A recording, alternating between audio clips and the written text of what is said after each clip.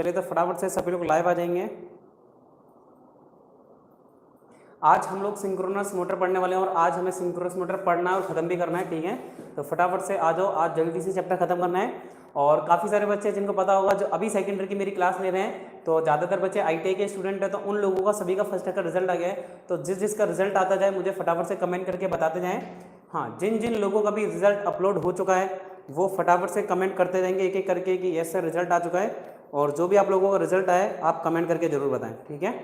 सभी लोग एक एक करके जुड़ जाएंगे जल्दी से।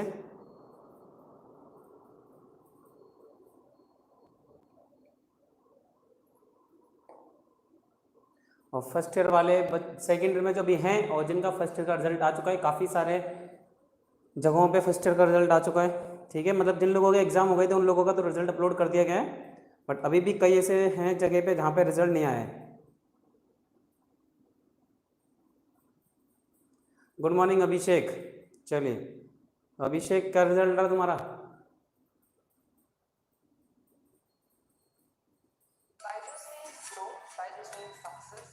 चलो हाँ भाई लखन जी गुड मॉर्निंग। लखन आपका भी रिजल्ट आ चुका है क्या? लखन क्या आपका भी रिजल्ट आ चुका है?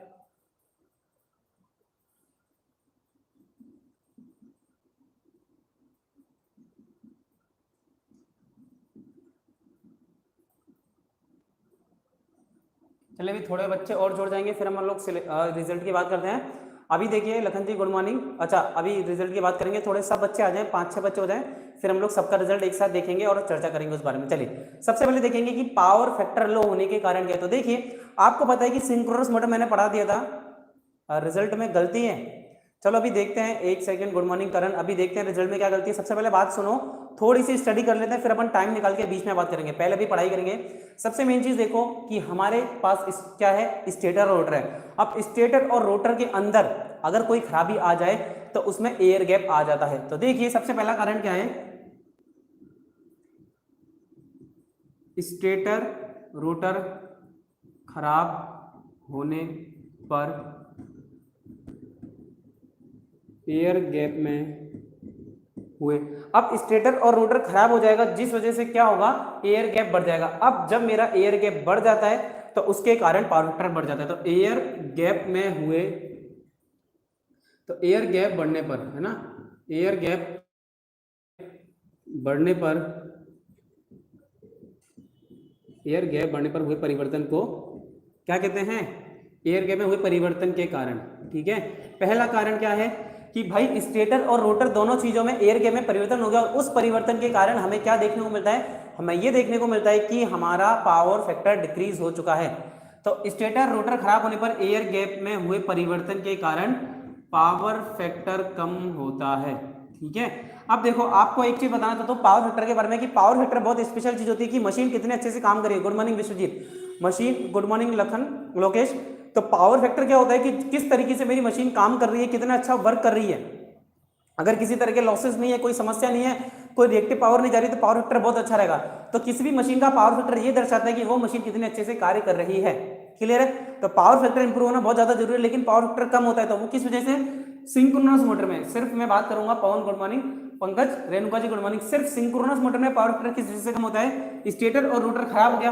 अब स्टेटर और रोटर खराब होने की वजह से उसमें एयर गैप बढ़ जाएगा और एयर गैप बढ़ने की वजह से आपके पावर फैक्टर में कमी आ जाती है। दूसरी बात करें लोड बढ़ने पर, दूसरी चीज देखें,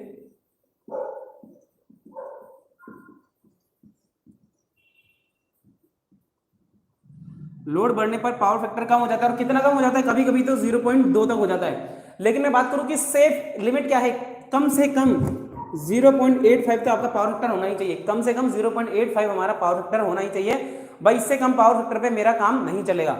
इससे कम पावर फैक्टर पर मेरा, Naidu ji good morning sir, result 536 number, very good, क्या बात है। विश्वजीत जी के 536। चलो अभी थोड़ी सी बात करेंगे, पहले मैं एक बार पढ़ा लेता हूँ थोड़ा सा, फिर हम आराम से चर्चा करेंगे, ठीक है। पहले पढ़ लेते हैं क्योंकि काफी सारे बच्चे जो बाद में देखते हैं तो फिर उन्हें क्या डिस्टर्ब लगता है कि हम लोग बीच में फालतू की बातें करते हैं। रिजल्ट की चर्चा जरूर करेंगे, उससे पहले सब लोग वीडियो को लाइक कर दो और एंड तक बने रहना। अभी कुछ ही देर में मैं रिजल्ट की बात करने वाला हूँ, तो कोई भी क्लास छोड़ के नहीं जाएगा। ध्यान रखना, रिजल्ट की बात हम कुछ ही देर में करने वाले हैं, तो कोई भी बच्चा क्लास छोड़ के नहीं जाएगा, ये चीज ध्यान रखे बस। चले ठीक है। अब देखिए कि ये दो कारण तो गए जिस वजह से मेरे पावर फैक्टर में कमी आ जाती है। अब लेकिन पावर फैक्टर को सुधारने की क्या विधियां है, मैं किस तरीके से अपने पावर फैक्टर को सुधार सकता हूं, तो लिखते हैं पीएफ से आप क्या समझोगे, पावर फैक्टर। तो देखेंगे power factor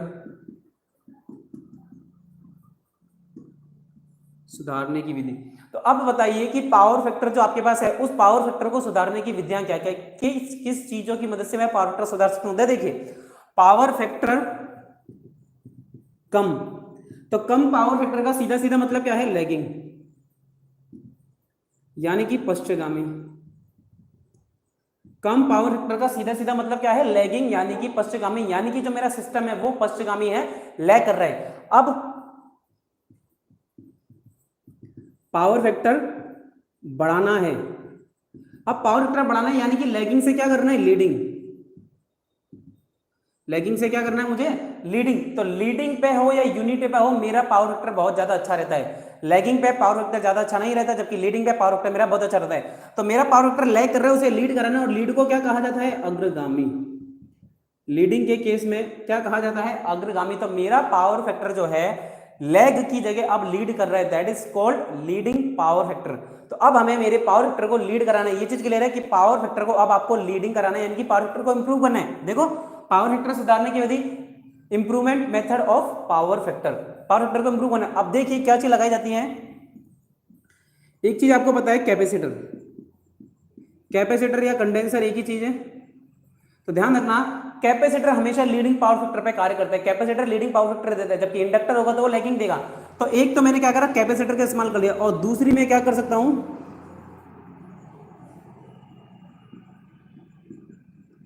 synchronous motor without load. तो एक चीज और ध्यान रखना हमेशा जीवन में कि सिंक्रोनस मोटर का ज्यादातर इस्तेमाल, गुड मॉर्निंग विष्णु जी, कोई बात नहीं विष्णु जी। तो एक चीज ध्यान रखना कि सिंक्रोनस मोटर का ज्यादातर इस्तेमाल कहां पे किया जाता है, पावर फैक्टर इंप्रूवमेंट में। ध्यान रखना, फिर बोल रहा हूं सिंक्रोनस मोटर का इस्तेमाल पावर फैक्टर में किया जाता है, कब, जब उस पर लोड ना हो। तो देखो जब आपकी मोटर, एक चीज ध्यान रखो, कल मैंने एक चीज आपसे बात की थी क्या, बैक ईएमएफ और सप्लाई वोल्टेज। तो बैक ईएमएफ तो रोटर में पैदा होता था। अब अगर मानो कि मैंने कोई लोड ही नहीं लगाया, तो लोड नहीं लगाएंगे तो जो भी एक्साइटेशन मैं दूंगा क्या वो मुझे ज्यादा नहीं मिलेगा। अब हमने कल पढ़ा था कि एक्साइटेशन का प्रभाव, तो जब एक्साइटेशन ज्यादा होगा, यानी कि देखो जब लोड नहीं लगा तो एक्साइटेशन का मान सप्लाई वोल्टेज से ज्यादा होगा, और जब भी एक्साइटेशन का मान सप्लाई वोल्टेज से ज्यादा होगा तब लीडिंग पावर फैक्टर होगा। देखो मेरे पास सिंक्रोनस मोटर घूम रही है लेकिन मैंने उसका कोई लोड नहीं लगाया, और लगातार एक्साइटेशन तो दे रहा हूं मैं। अब लोड लगानी है, एक्साइटेशन आप लगातार दे रहे हो, तो ओवर एक्साइटेशन हो गया, और ओवर एक्साइटेशन की कंडीशन में बैक ईएमएफ ज्यादा होता है सप्लाई वोल्टेज से, और उस समय पे पावर फैक्टर होता है मेरा लीडिंग। इसी कॉन्सेप्ट को इस्तेमाल करेंगे हम लोग पावर फैक्टर इंप्रूव करने में। जो मेरा पावर फैक्टर लैग कर रहा था उसे लीड कराने के लिए आप एक सिंक्रोनस मोटर कनेक्ट कर दो।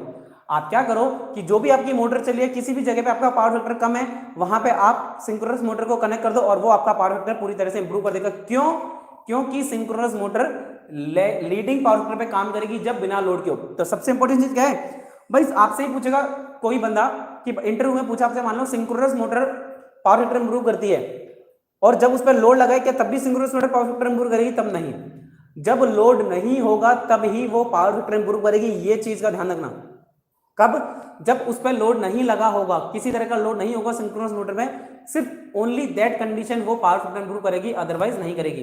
तो क्या आप लोगों को ये चीज क्लियर है, ये चीज क्लियर है कि सुधारने की विधि के लिए पावर फैक्टर कम होता है लैगिंग, उसे लीडिंग करने के लिए क्या लगाएंगे, कैपेसिटर लगाएंगे। कैपेसिटर लगाया, और या फिर सिंक्रोनस मोटर को लगा सकते हैं विदाउट लोड। ये दो ही चीज आपको याद करनी है यहाँ से, ठीक है। आपको सिर्फ और सिर्फ ये दो तीन चीजें यहाँ से याद करनी है, ज्यादा काम की बात है ही नहीं। शेर सिंह जी गुड मॉर्निंग, कैसे हैं, ठीक है। तो कम पावर फैक्टर क्यों होता है, स्टेटर रोटर के कारण और लोड घटने बढ़ने के कारण। तो पावर फैक्टर को इंप्रूव कैसे कर सकते हैं, कैपेसिटर लगा के और सिंक्रोनस मोटर का इस्तेमाल करके। तो सिंक्रोनस मोटर का मेन इस्तेमाल क्या है, यही पावर फैक्टर इंप्रूव करना। सिंक्रोनस मोटर, बाकी आप कभी नहीं सुनोगे कि हमारे घर में सिंक्रोनस मोटर है, यहाँ वहां है, नहीं। सिंक्रोनस मोटर का बेसिकली इस्तेमाल कहाँ किया जाता है, good morning Tanzil, synchronous motor का इस्तेमाल किया जाता है पावर फैक्टर को इंप्रूव करने के लिए। अब बात करेंगे सिंक्रोनस मोटर के प्रकार। तो सिंक्रोनस मोटर के प्रकार में पहला आता है सामान्य सिंक्रोनस मोटर,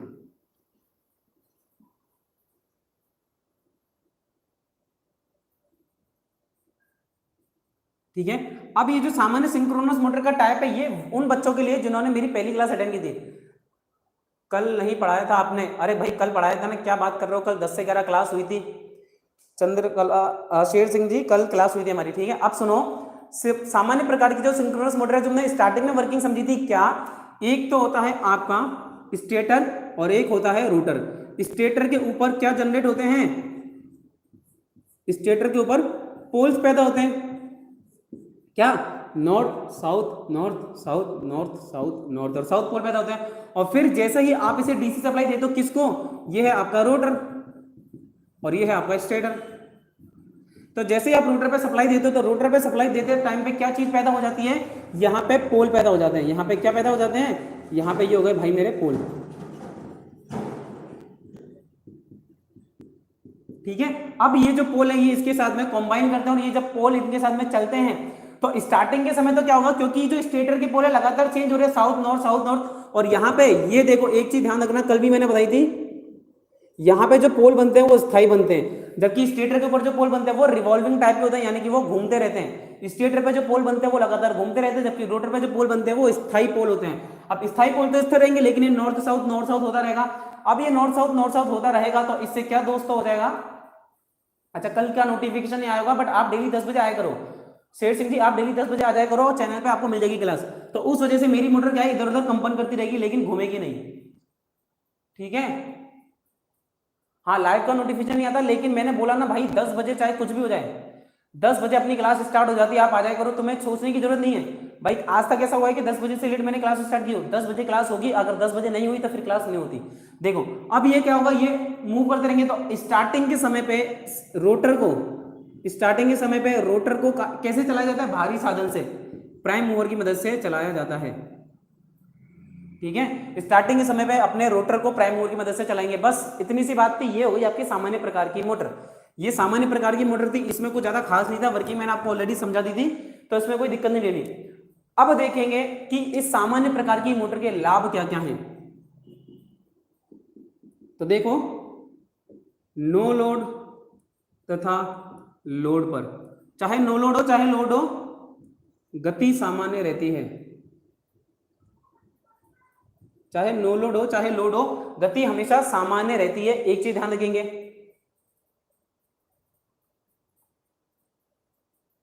ठीक है। दूसरी बात, वोल्टेज के घटने बढ़ने से, वोल्टेज है तो उस वोल्टेज के घटने व बढ़ने से बहुत कम प्रभाव पड़ता है। वोल्टेज के घटने और बढ़ने से बहुत कम प्रभाव पड़ता है। गुड मॉर्निंग साहिल, गुड मॉर्निंग वंश, क्या बात है? वंश का मोबाइल ठीक हो गया क्या? वंश का मोबाइल ठीक हो गया क्या?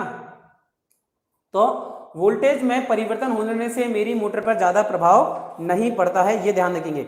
अब लाभ के साथ साथ कुछ हानियां भी होंगी, तो भाई हम बात कर रहे हैं हानियां किसकी? इस सिंक्रोनस मोटर की, जो नॉर्मल प्रकार की सिंक्रोनस मोटर है उसकी हानि। तो देखेंगे हानि, स्टार्टिंग टॉर्क लगभग शून्य होता है ना भाई। इसको भारी साधन से अच्छा नया लेके आ गया, तो भाई आज तो पार्टी करनी पड़ेगी। नया फोन, रिजल्ट आते ही वंश को नया फोन दिला दिया गया, क्या बात है? चल भाई आज पार्टी करेंगे। तो स्टार्टिंग टॉर्क शून्य होता है। स्टार्टिंग टॉर्क किसका? सिंक्रोनस मोटर जो नॉर्मल प्रकार की है उसका स्टार्टिंग टॉर्क शून्य होता है, इसलिए ये लोड पर कभी भी चालू नहीं होती है। दूसरी चीज, नॉट सेल्फ स्टार्टिंग, तो क्या है? ये सेल्फ स्टार्ट नहीं होती है। फिर मोटर की गति को घटाया बढ़ाया जा सकता नहीं है, मोटर की गति को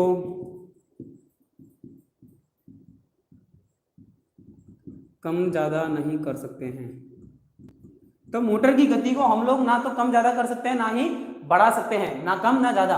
हाँ भाई, वंश के पापा ने वंश से खुश होकर इतना अच्छा रिजल्ट लेके आए हैं, मैंने पढ़ाया और देखो इतना अच्छा रिजल्ट आया, तो मुझे तो मिठाई खिलाने आया नहीं है अभी तक, पहले जाके नया फोन लाया। बेटे ये बहुत गलत काम है भाई। तंजील, गलत है कि नहीं है भाई? हमने पढ़ाया, हमारी वजह से हमने मतलब मेहनत करी, तूने भी मेहनत करी, हमने मेहनत करी, और तू इतना अच्छा रिजल्ट लेके आया, तो सर के पास मिठाई लाने की बजाय तू सीधे मोबाइल लेके आया, माफ नहीं करा जाएगा। देखो, गुड मॉर्निंग अनिल भाई, ये तो अपराध, इसने बहुत गंदा वाला अपराध कर दिया है, तो इसको माफ नहीं करेंगे अपन। चौथा दोष, इसमें हंटिंग दोष विद्यमान होता है। इसमें हंटिंग दोष विद्यमान होता है। तो इस तरह के सिस्टम में हंटिंग फॉल्ट प्रेजेंट रहता है, और हंटिंग फॉल्ट को दूर करने के लिए हम लोग क्या करते हैं वो मैं बताता हूं। हाँ भाई, पास में रहता है और इसने नहीं लाया तो गलत बात है। पायल जी गुड मॉर्निंग। तो सामान्य प्रकार की सिंक्रोनस मोटर के लाभ हानि देखो, नो लोड हो चाहे लोड हो, गति सामान्य रहती है।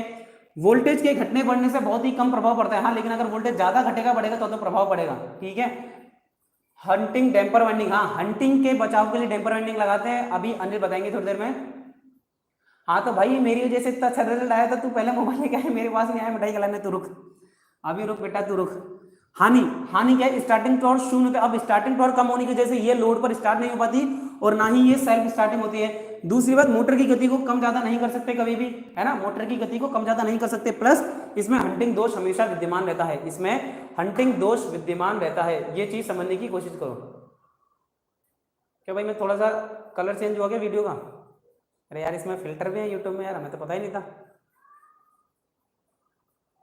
अरे ये तो कुछ ज्यादा ही हो गया।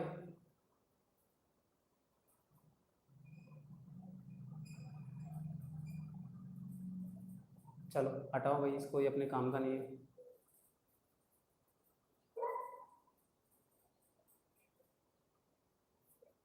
चलो तो अब ये चीज आप लोग समझने की कोशिश करें क्या कि हंटिंग फॉल्ट होता है। अब हंटिंग फॉल्ट क्या होता है, तो देखो जब भी आपकी मोटर चलती है तो जब उस पर लोड परिवर्तन होता रहता है, लोड कम हुआ ज्यादा हुआ, लोड कम हुआ ज्यादा हुआ, तो ये जो लोड कम और ज्यादा होता रहता है इस वजह से ईएमएफ में भी परिवर्तन होता है। इस वजह से जो मेन ईएमएफ है और जो रोटर में ईएमएफ पैदा हो रहा है उसमें परिवर्तन होता है, और इन दोनों ईएमएफ परिवर्तन के कारण एंगल में परिवर्तन होता है, लोड एंगल में चेंज होता है, और इस लोड एंगल में चेंज होने की वजह से मोटर में हंटिंग फॉल्ट आता है, यानी कि मोटर वाइब्रेट करने लगते हैं। और इस हंटिंग फॉल्ट को दूर करने के लिए, इस हंटिंग फॉल्ट को दूर करने के लिए डैम्पर वाइंडिंग लगाते हैं। तो ये भी मैं आगे बढ़ाता हूं, इतनी चीज समझ में आ गई। तो सामान्य प्रकार के इंडक्शन मोटर के बाद आती है auto synchronous motor.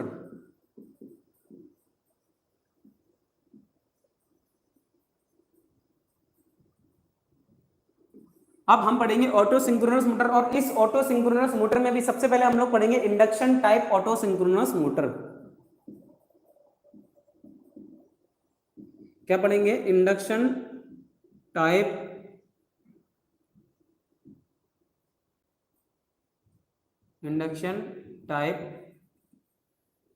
Auto synchronous motor. Induction type auto synchronous motor किस तरह से काम करती है, सब कुछ क्या होता है देखते हैं। सबसे पहले देखिए कि induction type auto synchronous motor के अंदर कुछ नहीं है, कुछ भी ज्यादा कोई बड़ी बात नहीं है। हेमंत प्रजापति गुड मॉर्निंग, कोई खास बात नहीं है, सिर्फ और सिर्फ एक खास बात है, क्या कि इसमें सिंक्रोनस मोटर को क्या बनाना है, सेल्फ स्टार्ट। तो लिखेंगे इसमें सिंक्रोनस मोटर को सेल्फ स्टार्ट बनाने के लिए इसे किसे, सिंक्रोनस मोटर को इसे इंडक्शन मोटर की तरह चलाया जाता है।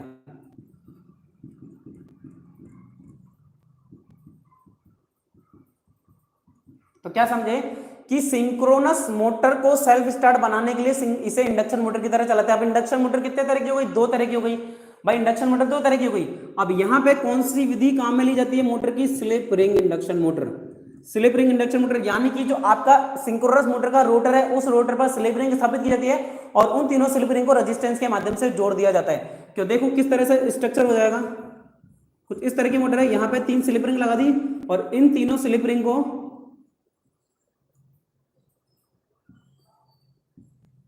इस तरीके से जोड़ दिया जाएगा रियोस्टेट की मदद से। गुड मॉर्निंग चंद्रकला जी। तो इंडक्शन टाइप मोटर में सिर्फ सिंक्रोनस मोटर को क्या करते हैं, स्लिप रिंग लगा दी जाती है, और इस स्लिप रिंग की वजह से मेरी मोटर स्टार्टिंग के समय पे हाई टॉर्क प्रोवाइड करती है और मेरी मोटर एक बार घूम जाती है जैसे ही। अब देखो मोटर के स्टार्ट होने के कुछ समय पश्चात, तो मोटर के स्टार्ट होने के कुछ समय पश्चात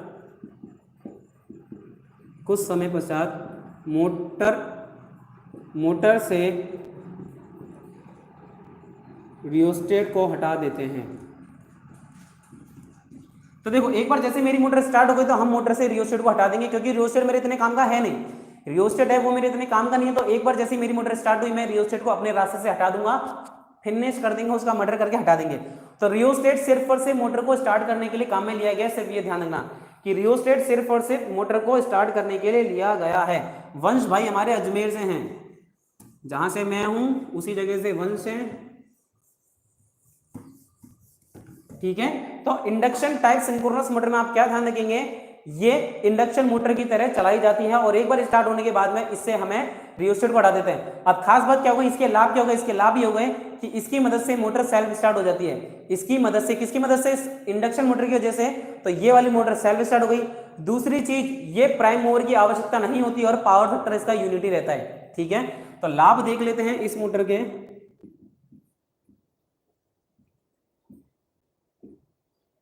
सेल्फ स्टार्ट हो गई। दूसरा, पावर फैक्टर उच्च प्राप्त होता है। जो आपके पास पावर फैक्टर है, ठीक है, वो पावर फैक्टर आपको उच्च प्राप्त होता है। ठीक है। तीसरी चीज क्या हो गई, प्राइम मूवर की आवश्यकता नहीं है।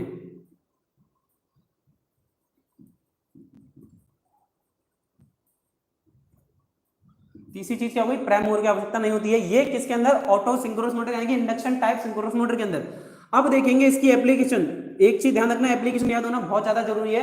तो इसकी एप्लीकेशन क्या है, मोटर को सीमेंट, रोलिंग तथा कॉटन मिल, सीमेंट में, कॉटन तथा रोलिंग मिल के अंदर, रोलिंग मिल के अंदर, रोलिंग मिल में इस मोटर का इस्तेमाल किया जाता है। कौन कौन लाइव है, जो नए बच्चे आते जा रहे हैं, जुड़ते जा रहे हैं, फटाफट से कमेंट कर देंगे।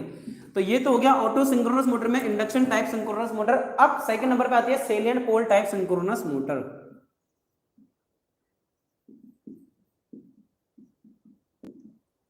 सेलिएंट पोल टाइप सिंक्रोनस मोटर।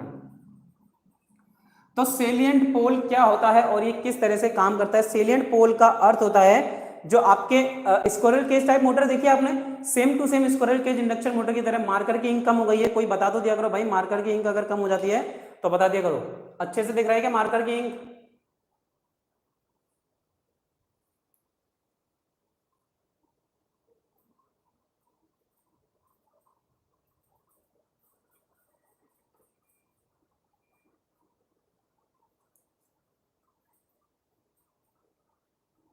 बस अब देखो कुछ नहीं, यहां पर रोटर स्क्विरल केज टाइप का होता है।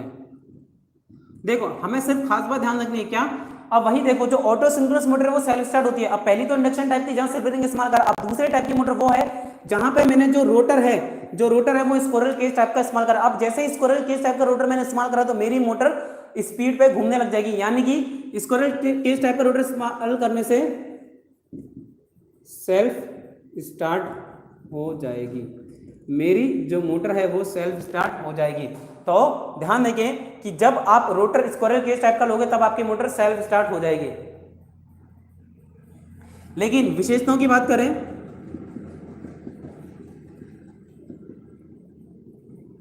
तो यह मोटर केवल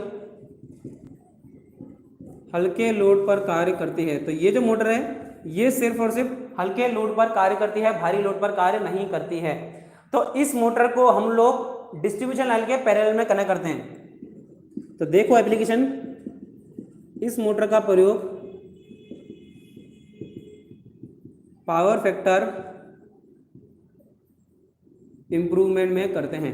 अच्छा, अब इसकी जो वर्किंग है ना वो सेम है। अभी तक जो मैंने वर्किंग आपको क्या बताई थी कि एक स्टेटर है और एक रोटर है। रोटर पे रोटेटिंग मैग्नेटिक फील्ड पैदा होती है और स्टेटर पे स्थायी चुंबक होते हैं। अब रोटर के स्थायी चुंबक और जब स्टेटर के जो घूमने वाले चुंबक है वो आपस में क्रिया करते हैं तो मोटर घूमती है। इतनी बात तो यहाँ पे भी अप्लाई होती है, लेकिन वो सिर्फ पल्सेट घूमता रहेगा एक दिशा में, ऐसे ऐसे करता रहेगा, कभी भी घूमना स्टार्ट नहीं करेगा रोटेटिंग मैग्नेटिक फील्ड के सापेक्ष। उसको घुमाने के लिए मैंने स्क्विरल केज टाइप का रोटर इस्तेमाल किया। स्क्विरल केज टाइप का रोटर इस्तेमाल करते मेरी मोटर चल जाएगी। आप सिर्फ इतनी सी बात ध्यान रखें। अभी चीजें सबको समझ आएगी नहीं, कमेंट करके बताओ। कई बच्चे क्लास में आके जा चुके हैं लेकिन उन्होंने कमेंट करके अपनी अटेंडेंस नहीं लगवाई, तो यार आओ तो कमेंट जरूर करा करो, ठीक है। और तंजिल तुम्हारा अपने समीर भाई नहीं आया आज क्लास में, भैया टॉपर नहीं आए हमारी क्लास के, ठीक है। चलिए अब आता है अगला टॉपिक,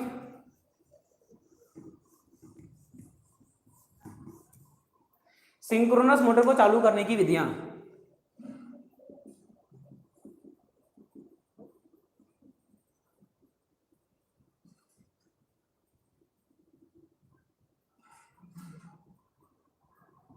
सिंक्रोनस मोटर है, उस सिंक्रोनस मोटर को चालू करने की विधियां कौन कौन सी है अब हमें ये पढ़ना है। तो देखते हैं कि सिंक्रोनस मोटर को चालू करने के लिए अलग अलग विधि कौन सी है। तो देखो आपको पता है कि सिंक्रोनस मोटर सेल्फ स्टार्ट होगी नहीं। अब उसका जो रोटर है उसको किसी न किसी तरह से एक बार घुमाना पड़ेगा। जैसे ही वो एक बार घूमना स्टार्ट कर देगा तो मैग्नेटिक लॉकिंग हो जाएगी और वो अपने आप घूमता रहेगा सिंक्रोनस स्पीड से। लेकिन स्टार्टिंग के समय पे तो उसको गति देनी, तो गति देने के लिए हम लोग सबसे पहले क्या करते हैं, पोनी मोटर।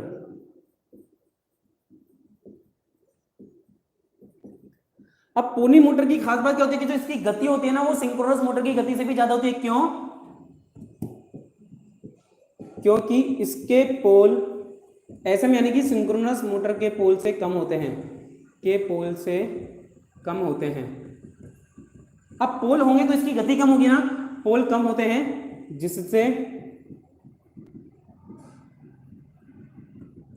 जिससे पोनी मोटर की गति उच्च रहती है। अब बताओ यार, क्या पोल कम होंगे तो गति उच्च होगी क्या? ऐसा कुछ नियम पता है आपको? तो आपको फॉर्मूला पता होना चाहिए, NS = 120 F/P। अब देखो जैसे जैसे P का मान घटेगा वैसे वैसे स्पीड घटेगी। तो इस पोनी मोटर में सिंक्रोनस मोटर के से पोल कम होते हैं, जिस वजह से इसकी गति ज्यादा, इसकी गति ज्यादा है तो मैं इसकी ज्यादा गति का इस्तेमाल करते हुए सिंक्रोनस मोटर को घुमा सकता हूं। और एक बार जब मेरी सिंक्रोनस मोटर घूम जाएगी तो उसमें ईएमएफ पैदा हो जाएगा। जैसे ईएमएफ पैदा हो जाएगा तो वो फिर अपने आप लगातार सिंक्रोनस गति पर घूमती रहेगी, सिंक्रोनस गति पर घूमती रहेगी। दूसरी चीज क्या है, डीसी मोटर के द्वारा तो कुछ नहीं करना। क्या है, डीसी मोटर लगानी है अपने को, शाफ्ट के साथ में कनेक्ट करनी है, उसको घुमाना है, जैसे ही वो घूम जाएगी डीसी मोटर को हटा दो। सिंपल सी कहानी है, ठीक है, सिंपल सी कहानी है। तो ये हो गया डीसी मोटर और पोनी मोटर। फिर है सेल्फ स्टार्ट विधि। क्या कि हम अपनी मोटर से कोशिश करें कि वो सेल्फ स्टार्ट हो जाए। तो भाई सेल्फ स्टार्ट विधि के अंदर दो विधि है। पहला स्लिप रिंग इंडक्शन मोटर की तरह रोटर, और दूसरा स्क्विरल केज। दूसरा स्क्विरल केज रोटर का इस्तेमाल करना। तो ये तीन वो साधन है जिसकी मदद से आप सिंक्रोनस मोटर को स्टार्टिंग के समय पे स्टार्ट कर सकते हो। क्या सबको तीनों चीज क्लियर है? अच्छा वापस बताऊं, देखो पोनी मोटर, आपको ये पता है कि सिंक्रोनस मोटर का स्टेटर होता है और उस स्टेटर के अंदर रोटर होता है। चंद्रकला जी आप कल की क्लास में अटेंड करो। अगर कल की क्लास में मैंने सिंक्रोनस मोटर को इतने बेहतरीन तरीके से आज तक मैंने एक्सप्लेन नहीं किया था किसी क्लास में जितना कल करा, कि सिंक्रोनस मोटर का स्टेटर के ऊपर क्या है, जैसे आप 3 फेज सप्लाई दोगे तो रोटेटिंग मैग्नेटिक फील्ड पैदा होती है। और जब एक बार रोटेटिंग मैग्नेटिक फील्ड पैदा हो जाती है तो उसके बाद क्या करते हैं हम लोग कि स्टेटर के अंदर डीसी सप्लाई देते हैं। अब स्टेटर के अंदर डीसी सप्लाई देने से स्थायी चुंबक उत्पन्न होगा सिर्फ, ठीक है, चुंबक के पोल वो स्थायी रहेंगे, जबकि स्टेटर के अंदर लगातार घूमते रहेंगे। अब स्टेटर का पोल रोटर के जब विपरीत पोल एस और एन पोल करेंगे तो वो हिलेगा, लेकिन थोड़ी देर बाद ही एस की जगह एन आ जाएगा तो एस और एस साथ में होंगे तो वो नहीं हिलेगा। तो इस वजह से मेरी मोटर लगातार पल्सेट करती है लेकिन घूमती नहीं है कभी भी।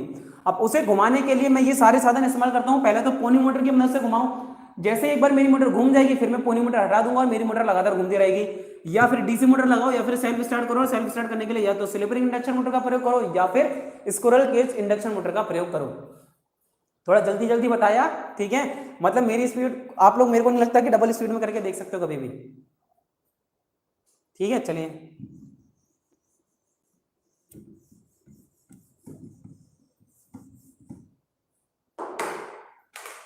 अब बात करेंगे डैम्पर वाइंडिंग की। डैम्पिंग क्या होता है, ठीक है अनिल जी कहाँ हो?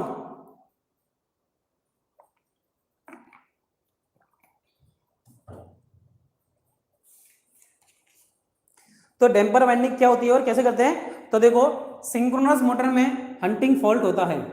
ये एग्जाम में कई बार पूछा गया है, बहुत बहुत बहुत इंपॉर्टेंट है। ये हंटिंग फॉल्ट हमारे अल्टरनेटर में भी होता है, ऐसे तो इंडक्शन मोटर में कहीं पे भी हो सकता है। इंडक्शन मोटर में भी हंटिंग फॉल्ट होता है, मैंने उधर भी आप लोगों को समझाया था, उधर भी हंटिंग फॉल्ट मैंने आप लोगों को समझाया था, ठीक है। तो जब सिंक्रोनस मोटर के लोड में परिवर्तन होता है तो इस परिवर्तन से मोटर की घूर्णन गति भी परिवर्तित होती है। तो आप क्या लिखोगे, लोड में परिवर्तन। अब देखो जैसे ही लोड आपका चेंज होगा तो क्या गति में परिवर्तन पड़ेगी, तो लोड में परिवर्तन, इससे गति परिवर्तन होगा। अब लोड में परिवर्तन हुआ और लोड में परिवर्तन होने की वजह से गति में भी परिवर्तन हो जाता है और इस वजह से क्या लिखेंगे, ईएमएफ चेंज। अब जैसे ही एक बार भाई देखो गति चेंज हो गई तो ईएमएफ जो बन रहा है वो कम या ज्यादा बनेगा, और ईएमएफ में चेंज की वजह से ईएमएफ के एंगल में भी परिवर्तन होता है। ईएमएफ में चेंज की वजह से जो आपका ईएमएफ का फेज एंगल परिवर्तित होता है। सर मैथ की क्लास नहीं लगाते क्योंकि आप नहीं, मैथ्स की क्लास नहीं लगाते हम, और मैक्स की क्लास मैंने पहले से कराई हुई है, प्ले लिस्ट में जाके चेक करो ना, आप चैनल पे जाओ, प्ले लिस्ट में वहां चेक करो, लगाई हुई है पहले से ही। अब इस वजह से क्या होगा, ईएमएफ का जो लोड एंगल है वो चेंज, देखो अब दोबारा सुनो, लोड में परिवर्तन होता रहता है, पता भाई लोड कम ज्यादा, अब लोड में परिवर्तन की वजह से गति में परिवर्तन, अब गति में परिवर्तन होगा उस वजह से ईएमएफ चेंज होगा, ईएमएफ चेंज होने की वजह से आपका ईएमएफ का लोड एंगल भी चेंज हो जाएगा, और लोड एंगल चेंज होने की वजह से घूर्णन गति जो है वो परिवर्तन का विरोध करेगी, और इस विरोध की वजह से मोटर का रोटर कंपन करता है। अब ईएमएफ का लोड चेंज हुआ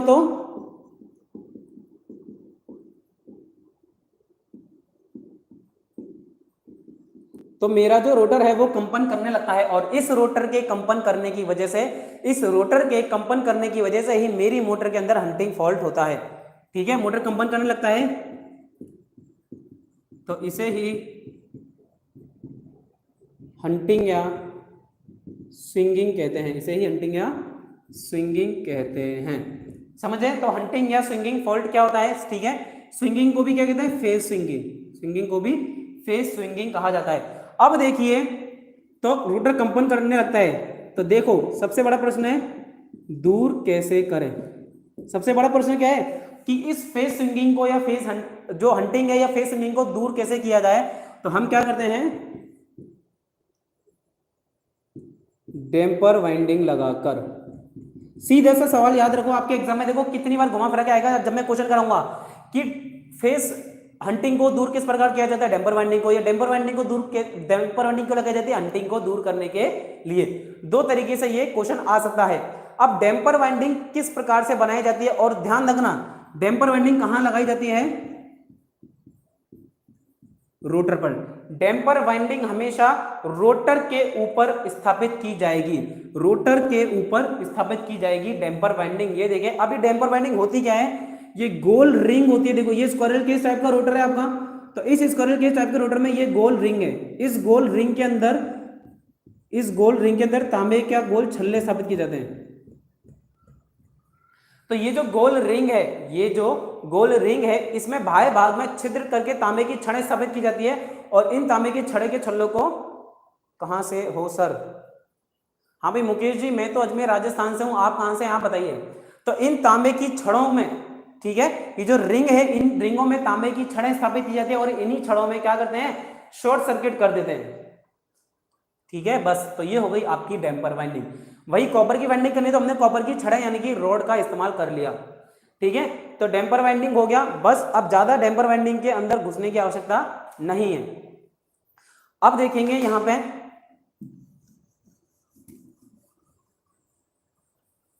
अच्छा मुकेश जी, आप श्री गंगानगर जो कि हनुमानगढ़ के ऊपर है, राजस्थान का धान्यागार, राजस्थान का अन्न का कटोरा कहा जाने वाला जिला है, गंगा नहर जहां से निकलती है, क्या उसी जिले से हो गया आप जहां से गंगा नहर निकलती है? ठीक है, चलिए वेरी गुड। तो अब देखेंगे सिंक्रोनस मोटर व इंडक्शन मोटर में क्या अंतर होता है। तो भाई काफी सारे अंतर है। क्या कि सिंक्रोनस मोटर की गति तो रहती है स्थिर, जबकि इंडक्शन मोटर की गति अस्थिर रहती है। तो एक तरफ तो लिख लेते हैं सिंक्रोनस मोटर और एक तरफ लिख लेते हैं हम लोग इंडक्शन मोटर। चलिए सबसे पहले देखेंगे स्थिर गति और यहां पे अस्थिर गति। तो स्थिर और अस्थिर गति देखेंगे, ठीक है। फिर दूसरी चीज देखेंगे, पावर फैक्टर लैग तथा लीड दोनों होता है, जबकि यहां पे ओनली लैगिंग पावर फैक्टर पर कार्य करती है। ये मैं ब्रीफ में बता रहा हूं, ठीक है, आप लोग अच्छे से अपनी बुक में से देखेंगे, ठीक है, ब्रीफ में आप लोग अच्छे से देखेंगे। इसका उपयोग, इससे क्या क्या मिलता है भाई, मोटर है तो यांत्रिक शक्ति मिलेगी तथा पावर फैक्टर में सुधार भी करती है, जबकि ये सिर्फ और सिर्फ आपको यांत्रिक शक्ति प्रोवाइड करने का काम करती है, सिर्फ और सिर्फ यांत्रिक शक्ति प्रोवाइड करने का कार्य करती है। ये चीज देखेंगे। फिर इसकी घूर्णन गति को बढ़ाया घटाया नहीं जा सकता, तो आप शॉर्ट में लिख देते हैं नो स्पीड चेंज, यानी कि गति में कोई परिवर्तन नहीं होता है, जबकि यहां पे स्पीड चेंज हो सकती है, गति में परिवर्तन आप कर सकते हो। फिर स्टार्टिंग टॉर्क लो,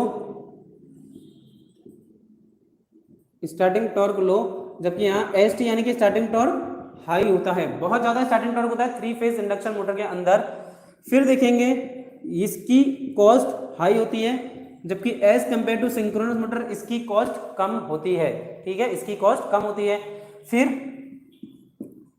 इसमें हंटिंग फॉल्ट होता है, जबकि यहाँ पे हंटिंग फॉल्ट नहीं होता है। तो ये था दोस्तों आज का सिंक्रोनस मीटर, फटाफट से इसका स्क्रीनशॉट ले लेंगे, जबकि पीडीएफ भी है, पीडीएफ मैंने ऑलरेडी टेलीग्राम चैनल पे अपलोड कर रखी है, तो वहां जाके आप पीडीएफ भी देख सकते हैं। अब चलिए वक्त है रिजल्ट चेक करने का। तो जो जो बच्चे क्लास में प्रेजेंट है और जिनका फर्स्ट ईयर का रिजल्ट आ चुका है, फटाफट से एक ही करके मुझे रिजल्ट बताना स्टार्ट करो जल्दी से।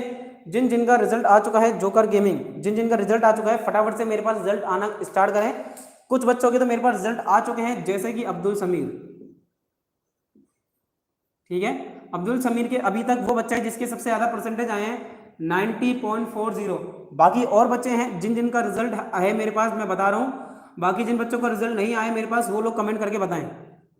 अभिषेक का 87.6, अंकित, जो अंकित सिंह हमारी क्लास में आते हैं, अंकित गुजर, इनके हैं 85.80 परसेंटेज। इसके अलावा देखें चिराग क्लास में है क्या, चिराग भाटी, तो चिराग के परसेंटेज है 87.20। इसके बाद बात करें तो है वंश, वंश के 87.40। तंजिल, तंजिल अंसारी, तंजिल के परसेंटेज है 89.20, तंजिल के 89.20। साहिल क्लास में है, साहिल के परसेंटेज देखिए 89.60। इसके बाद पंकज, पंकज के परसेंटेज हैं 89.20। और कोई क्लास में है क्या भाई, और कोई क्लास में प्रेजेंट है, अपने अपने परसेंटेज और कमेंट नंबर बताते रहो। कांदीलाल, तो यहां लिख लेते हैं कांदीलाल जी के 86 परसेंटेज। सवाई दैया जी, गुड मॉर्निंग सवाई जी, कैसे हैं? कांदीलाल जी, सवाई दैया जी, आपको बताना चाहूंगा डेली यहाँ पे लाइव क्लास चल रही है 10 से 11 बजे, आपकी लाइव क्लास है आईटीआई सेकेंडरी की। काफी सारे चैप्टर कंप्लीट हो चुके हैं, आप भी अगर पढ़ना चाहते हो तो डेली 10 बजे डेली जोड़ना है। देखो अभी तक को देखते हुए फर्स्ट पोजीशन पे है समीर, सेकंड पोजीशन की बात करें हम लोग तो सेकंड पोजीशन पे है साहिल, थर्ड पोजीशन में देखिए तंजिल थर्ड है अभी तक, और पंकज है फोर्थ। ये रेगुलर स्टूडेंट है जो कि हमारी क्लास में आते हैं, ठीक है।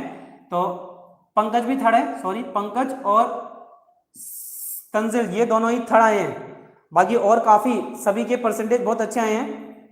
चलिए, विश्वजीत के 536 नंबर आए हैं, तो विश्वजीत जी का तो कैलकुलेट करना पड़ेगा। चलिए 536 नंबर आए ना आपके, कितने, 600 में से 89.33, नंबर आए। चलो विश्वजीत, चंद्रकला जी बैंक लगी, चंद्रकला जी आपकी बैंक लगी है क्या, किस सब्जेक्ट में भाई, किस सब्जेक्ट में बैंक लगी चंद्रकला जी के? हाँ बिल्कुल रीचेक कराओ। अच्छा अभिषेक कह रहा है कि पीडीएफ में गलती है। अभिषेक क्या गलती है पीडीएफ में, बता भाई, कमेंट करो। पीडीएफ में गलती है तो क्या गलती है पीडीएफ के अंदर?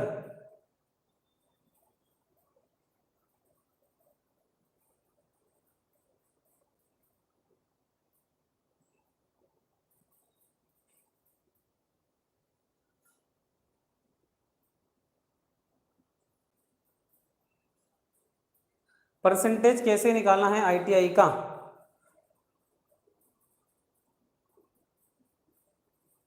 तो भाई टोटल जो आपके 600 या 700 नंबर है, कितने नंबर है टोटल? 600 का या 700 का? वापस कार्ड फॉर्म भरा जाएगा, हाँ बिल्कुल वापस फॉर्म भरा ही जाएगा, उसमें तो कोई शक है ही नहीं। 600 में से है ना आपके, या टोटल 700 में से?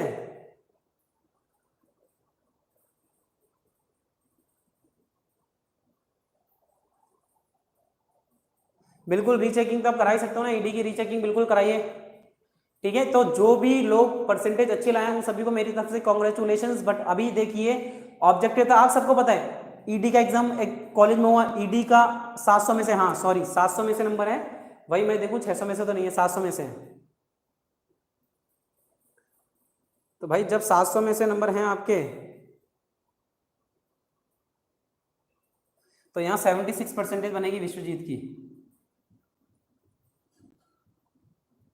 अब देखो, मैं बात सुनो मेरी, अच्छा परसेंटेज की गलती है, चलो परसेंटेज निकालेंगे, मेरी बात सुनिए। अभी तक तो देखो आपको ईएस ईडी ईएस का WCS का और थ्योरी का जो था आपको क्वेश्चन दिए गए थे बकायदा और उसमें से आपका पूरा पेपर आया था, बट जरूरी नहीं है इस बार भी वही हो। तो अपनी तैयारी को बहुत ज्यादा स्ट्रांग रखना है, बहुत अच्छे से तैयारी करनी है और जितना हो सके स्टडी पे ध्यान दो, रेगुलर क्लास अटेंड करो। जो भी दोस्त नए हैं क्लास को लाइक करते हो जाओ और वीडियो को शेयर करो अपने दोस्तों के साथ और डेली क्लास में जुड़। देखो लाइव क्लास में डेली जुड़ना है, डेली पढ़ना है। एक बार को आप पढ़ के पास हो गया 90% जिन लोगों की बनी है तो उन लोगों को ये पता होना चाहिए कि मेरी नॉलेज कितनी है, क्या मेरी नॉलेज 90% के बराबर है या नहीं, ये चेक करो। ठीक है, इस तरीके से आपको अपना रिजल्ट बनाना है। अच्छा वीडियो अच्छी लगी तो वीडियो को लाइक शेयर करो और जिनका रिजल्ट मैंने अभी नहीं बता पाया कमेंट करके अपना रिजल्ट जरूर बताना। कल सेम टाइम पे 10 बजे मिलेंगे। ठीक है, कल सेम टाइम पे 10 बजे मिलते हैं। बाकी किसी को अगर किसी भी तरह की क्वेरी है रिजल्ट को लेके, कोई भी परेशानी है, विश्वजीत जी किसी भी तरह की आप मेरे से बात करना चाहते हो तो इंस्टाग्राम पे फॉलो कर सकते हो, इंस्टाग्राम पे मैसेज कर देना, आपके मैसेज का जवाब मिल जाएगा। AJ_अभिषेक जी इंस्टाग्राम पे मैसेज कर देना। ठीक है, थैंक यू गाइस, मिलते हैं अपनी नेक्स्ट वीडियो में।